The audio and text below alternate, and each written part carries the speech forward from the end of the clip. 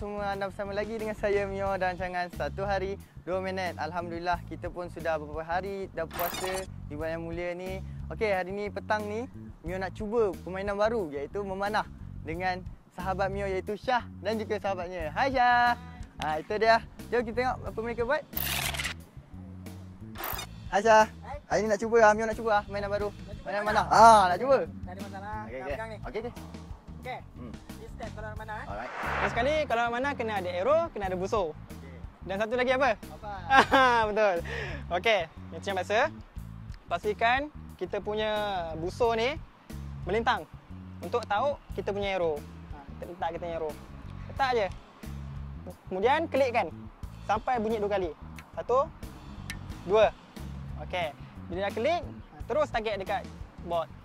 Bila target kat board, pastikan tangan kita yang pegang busur tegak, tidak bengkok. Mesti tegak. Okey, bila tegak, tangan kanan yang menarik tali ni pastikan sampai ke tulang pipi. Contohnya. Ni. Okey.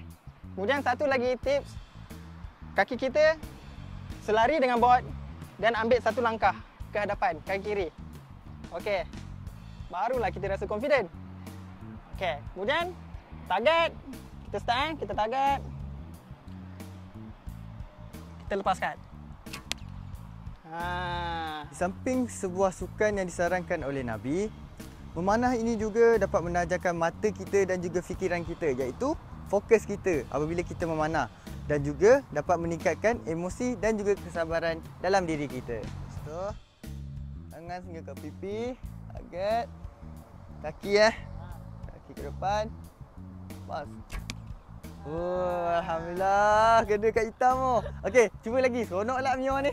Okey, ni kita cuba lagi ya. Klik 2 kali. Okey, tangan ke pipi, ke depan. Pas. Woi, ni first time woi. Okey, itu saja daripada Mio. Assalamualaikum. Kita berjumpa lagi.